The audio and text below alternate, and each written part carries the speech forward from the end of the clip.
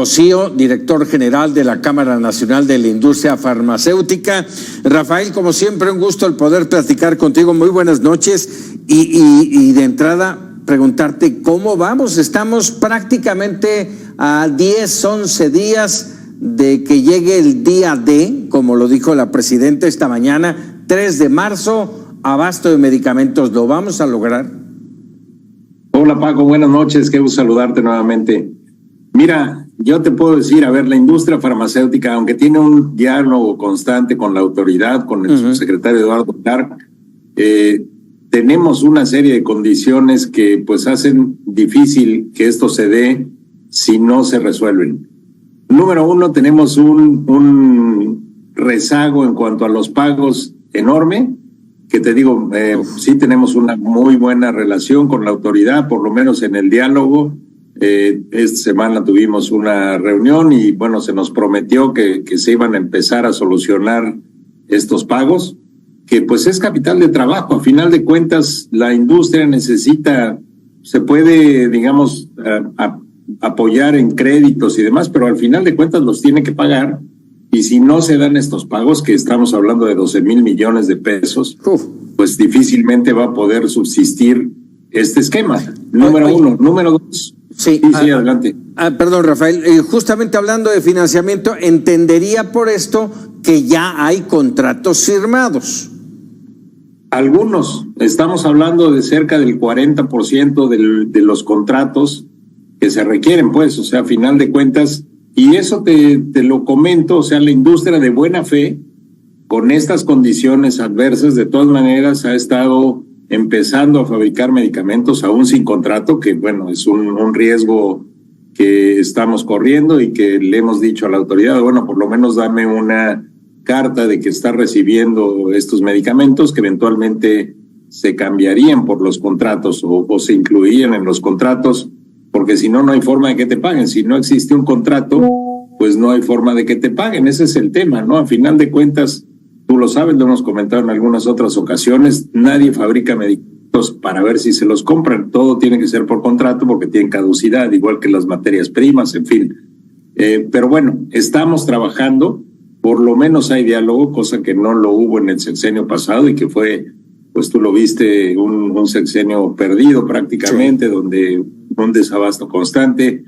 Esperemos que se tomen medidas y como lo dijo el subsecretario, 2025, 2026, esperemos que pues este proceso mejore con el tiempo. En este momento sí estamos en una situación crítica, como ya se mencionó, pero bueno, la industria está haciendo lo posible por apoyar, ¿no? Y plausible por las enormes necesidades que tenemos todos los mexicanos de medicamentos. Pero a ver, hablabas del proceso, hablabas del tema 25 y 26, que así se manejó, que se tenía ya asegurado hasta 2026, pero estamos hablando de un proceso para que la gente y todos lo entendamos. Primero licitaciones, luego contratos, presupuesto, la compra de materia prima, la producción y luego la distribución. Todo ese proceso es tortuoso y estás hablando, Rafael, de que apenas estamos en la parte de la producción, no estamos hablando de las casi 5,000, de los 5,000 millones de piezas prometidas, apenas una parte. Exactamente, y como bien lo mencionas, es un proceso complicado. Estamos hablando de que se tienen que conocer qué volúmenes de almacén se tiene en todos estos lugares. Estamos hablando de 362 lugares donde la industria tiene que entregar estos productos. Tenemos que tener esa dispersión o desagregación de la demanda para saber qué se va a entregar, qué producto se va a entregar, en dónde y en qué cantidades, de forma que si se entrega no te regresen el tráiler porque no tienen capacidad de recibirlo. Entonces, sí es un proceso complicado. Estamos como bien lo mencionas, en la parte de los contratos, de la fabricación, etcétera, pero sí hay un tema y es un reto, el tema de la distribución, de la recepción, y voy más allá. Después de la recepción te tienen que poner un sello de que recibieron y tienes que cobrar con el contrato que te firmaron y con ese sello de recepción, que va a ser otro programa, otro proceso bastante complejo, pues, pero bueno, yo te diría, la industria está en la mejor disposición de apoyar en lo que se pueda. A ver, dime una cosa, hablamos del tema de distribución, ¿estará a cargo de las farmacéuticas? Pues mira, eso es lo que hicieron, es parte de los cambios que se hicieron, que bueno, eso se experimentó en 2019 y no fue bueno, porque la distribución, como lo hemos comentado, es un eslabón totalmente diferente a la industria fabricante de medicamentos. Es un proceso especializado, son compañías muy especializadas. Lo que va a pasar es que la industria tiene que contratar a estas empresas, porque no tienen la capacidad per se, para poder distribuir en estos 360 puntos. Y bueno, pues es un riesgo que se tiene que correr, se tiene que impactar obviamente el precio. Además, pues tenemos una economía que, pues tú sabes, es bastante volátil, sobre todo por las presiones extranjeras. En fin, son una serie de retos que la industria está asumiendo para poder surtir los medicamentos, ¿no? Por eso es que tenemos una segunda licitación. La primera hubo varias claves desiertas y pues estamos en ese proceso todavía. Todavía no se ha completado el 100% de las licitaciones y por tanto los medicamentos. Exactamente, o sea, se tiene un avance importante, sobre todo en unidades, pero hay claves que son indispensables, aunque sea de pocas unidades. A final de cuentas, si yo uso un producto farmacéutico X, que es el que necesito, pues me importa poco que haya metforminas, que es de alto volumen, o ácido acetil salicílico. A final de cuentas, el que yo necesito, si no lo compra, pues es el que me va a afectar. Por eso es importante no tanto el volumen, sino la cantidad de claves que se surten. ¿Qué se está negociando? Hablabas hace un momento de que hay, a diferencia de la administración anterior, hay mesas de trabajo, de diálogo. ¿Qué se está negociando? Esto precisamente, o sea, uno, que haya pagos oportunos. Nos han prometido que de aquí en adelante se pagará oportunamente. Te digo, tenemos todavía las complicaciones de la entrega, de la recepción por parte de estos almacenes y después el cobro a las instituciones. La firma de los contratos es indispensable. Estamos negociando con ellos cómo se va a hacer esto. El Seguro Social quiere firmar sus contratos, el ISSSTE por su parte. No se está aprovechando la plataforma que se había diseñado para ese fin por parte de la Secretaría de Salud, por parte del subsecretario. En fin, son una serie de complicaciones que se tienen que resolver para verdaderamente poder tener el abasto. Estamos hablando de 2025-2026 y pensamos que esto tendrá mejoría en la medida en que se vaya avanzando, pero sí, en este momento estamos en una situación crítica, como lo mencionó el subsecretario.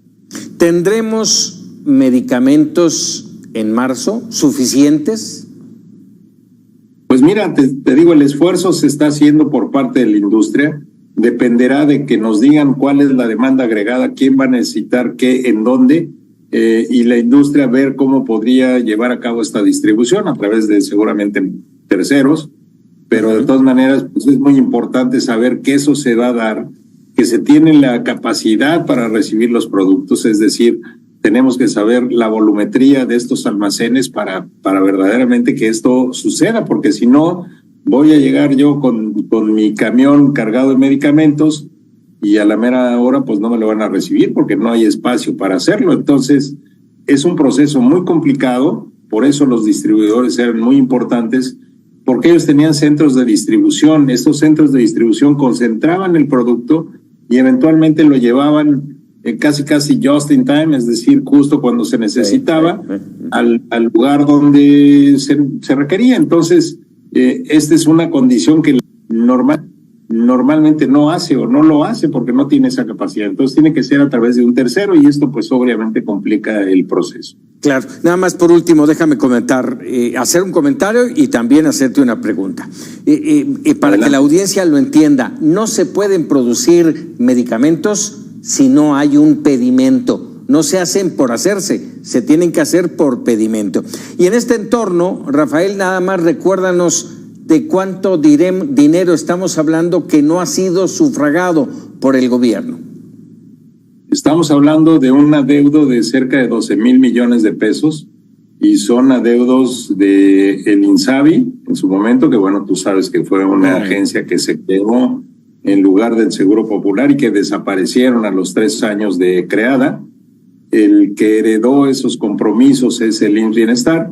Hemos tenido una reunión con Alejandro Sbarch, el director del IMSS Bienestar, para buscar precisamente que se dé este proceso de pago, ¿no? Cabe mencionar que en el sexenio pasado, son adeudos del sexenio pasado, 2023-2024 principalmente, se hizo una compulsa de qué se había entregado, qué se había facturado, de forma que tendríamos claramente qué es lo que se debe por parte del gobierno. Entonces, pues es nada más que se proceda al pago, o sea, no hay otra posibilidad, y te digo, es capital de trabajo para las empresas que se necesita para poder seguir fabricando. Esto es lo que estamos haciendo, esto es lo que estamos platicando, y esperemos que pues esto se dé de parte del gobierno para que la industria pueda seguir apoyándonos. Rafael Gual, te agradezco como siempre estos minutos para Mega Noticias. Al contrario, Paco, un placer saludarte. Buenas noches. Muy buenas noches.